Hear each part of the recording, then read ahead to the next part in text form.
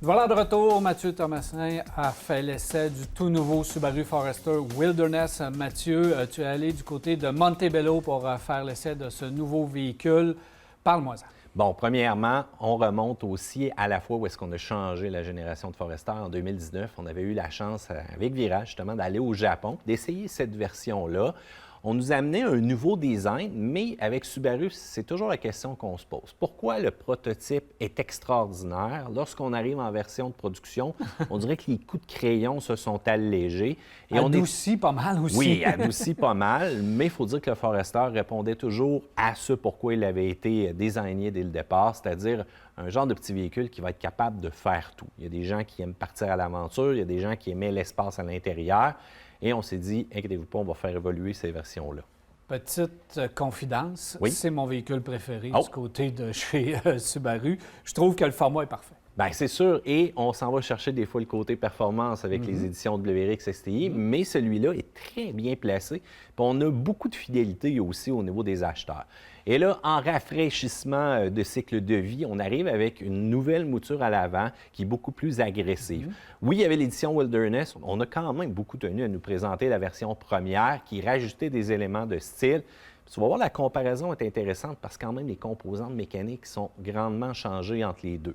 Donc, encore une fois, des éléments de style pour le premier, oui. À l'intérieur, on a quand même rafraîchi un petit peu, mais on a ajouté aussi quelques commandes gestuelles au niveau de la température. Intéressant, mais pur gadget en tant que tel. À l'arrière, on va retrouver des crochets tout simplement pour accrocher le linge aussi. Disons que tu t'en vas en randonnée, c'est un peu mouillé. C'est des petites additions comme ça du côté de Subaru qui sont très intéressantes. Oui, c'est un véhicule aventure. Et voilà. Mais tombons maintenant dans la version Wilderness. Donc, c'est une version qui est beaucoup plus agressive et on suit littéralement l'inspiration de la Outback. Hein? On vous avait dit, lorsqu'on avait fait le topo, qu'on va voir ce badge-là probablement dans toute la gamme, que ce soit probablement aussi le Subaru Ascent, il va y passer. Lui, il en a besoin de la version Wilderness parce qu'il a besoin d'un petit peu de punch pour ramener un peu le monde. Mais il faut dire que le Forester, on vient quand même tomber pile poil dans une motorisation qui est quand même très capable, mais on n'ajoutera jamais la version turbo compressée. On va conserver cette motorisation-là qu'on a. Cependant, l'extérieur, contour d'aile, aime pas. Le côté omniprésence de plastique, la surélévation de la garde au sol du véhicule, les angles... Qui était déjà bonne chez Forester. On avait déjà une bonne garde au sol. Ouais. On en rajoute, puis sais-tu quoi? C'est tant mieux. Plaque de protection qu'on a eu la chance de tester, je te confirme que ça l'a servi dans le circuit qu'on a fait du côté de Montebello. Prenez note que cette image-là, c'était pas moi qui étais au volant, mais encore là, c'était une belle protection. Il faut dire aussi qu'on a des roues exclusives. Du côté mécanique, on a retouché à la CVT et c'est là qu'on voit une différence majeure entre l'édition Wilderness et les autres éditions du Subaru Forester, disons le premier. Immédiatement, lorsqu'on va appuyer sur l'accélérateur, on sent ce ratio-là qui est déjà prêt à enclencher la motricité des roues. Il faut dire qu'on va avoir immédiatement une réponse. Tandis que quand on tombe dans les versions plus régulières, on sent ce côté-là spongieux un peu de la CVT. Et ça donne quand même à l'édition Wilderness une réactivité qui va être nécessaire quand on regarde les pneus qui sont beaucoup plus agressifs, quand on regarde aussi les modifications qu'on a fait au système X-Mode, c'est là que ça va venir utile. Et sur le sentier, il y avait de la glace. Si vous regardez la neige, ça a l'air de rien, mais en réalité, en dessous, c'était extrêmement glissant.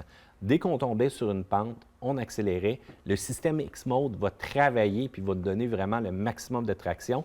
Et c'est ce pourquoi Subaru est extrêmement connu. Et on dirait qu'on effectue un retour aux sources pour redevenir le leader au niveau de cette traction intégrale-là. Bien, leur système, de la façon que leur système de traction intégrale est fait et positionné sous le véhicule, il n'y a rien qui accroche. Exact. Donc, avoir du dégagement, de la garde au sol et leur système qui est vraiment symétrique parfaitement, ça fait en sorte qu'on a vraiment les véhicules pour aller s'amuser et surtout faire du loisir. On s'entend que le hors-route, le plein hors-route, pas beaucoup de monde va faire du hors-route avec les véhicules de ces prix-là quand même. Oui. Mais l'ajout d'un petit peu de punch du côté de chez Subaru, ça fait combien de temps qu'on les trouve drabes, qu'ils ne s'excitent pas? Peut-être que le tour d'aile, j'aurais aimé qu'il soit, lui, symétrique. Bon, on a mis des petits angles dedans. J'aurais aimé ça que ça soit un peu mieux fini. Mais encore là, c'est du punch. Puis si Subaru peut s'exciter un petit peu, moi, je chialerai pas, là, parce que j'aime vraiment ces nouvelles versions. Maintenant, c'est l'approvisionnement chez Subaru. On a de la misère à avoir des modèles. Oui. J'espère qu'on va être capable d'en produire suffisamment. Il faut dire aussi que la Outback a tellement connu un succès avec cette édition Wilderness que je me demande si on n'a pas été pris un peu de court. Donc, on est arrivé avec le Forester et on va devoir répondre à cette demande-là aussi.